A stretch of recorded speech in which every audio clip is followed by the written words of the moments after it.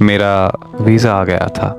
जब उसे ये बात पता चली तो वो बहुत रोए जा रही थी और बार बार मुझे यही कह रही थी कि प्लीज़ मत जाओ यार। मैंने ये हमेशा दुआ की है कि तुम कभी मुझसे दूर मत जाओ यार, मैं मर जाऊंगी। मेरा यकीन करो कि मैं सच में मर जाऊंगी। फिर मैंने उसे समझाया कि अरे यार, कुछ वक्त की ही तो बात है, मैं वापस आ जाऊंगा और हम शादी कर लेंगे। वो मुसलसल रोए जा रही थी और उसकी आंखों में आंसू रुकने का नाम ही नहीं ले रहे थे। और फिर उसने मुझसे एक और सवाल किया कि तुम मुझे वहां जाकर भूल तो नहीं जाओगे। मैंने उसके सर पे हाथ रखा और उसे ये कसम दी कि मैं जिंदगी की आखिरी सांस तक तुम्हारा रहूंगा। मेरा ये वादा है तुमसे। वो मुझे छोड़ने एयरपोर्ट तक साथ आई थी। मैं जब उसे अलविदा कह रहा था तो वो बस चुप खड़ी थी, जैसे कि उसके जिस्म में जान ही ना हो। मेरा उसे देख के हौसला मुकम्मल तौर पर टूट रहा था, लेकिन मुझे जाना था।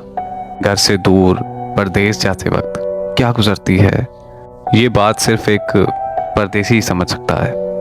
मैं जहाज तक पहुंचते पहुंचते मुकम्मल तौर पर टूट चुका था और मुझे ये महसूस हो रहा था कि जैसे सब कुछ पीछे छूट गया।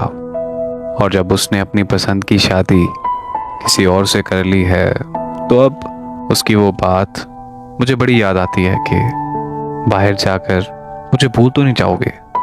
और फिर वो बात के दुआ करती हूँ कि अगर तुमसे दूर जाऊं तो मर जाऊं। तो अब मैं ये सोचता हूँ कि मैं किसी और से शादी कर लूं और फिर उसकी दी हुई कसम याद आ जाती है कि मैं जिंदगी की आखिरी सांस तक तुम्हारा रहूंगा।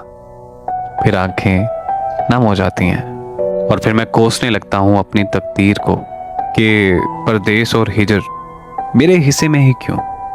परदेश की कैद और हिजर की तन्हाई मुझे हर रोज रुलाती है। मेरी कैद तन्हाई अब हर रोज मुझसे ये कहती है कि मैंने तुम्हारी जान लेनी है। और फिर एक दिन मैंने ये बात मान लेनी है।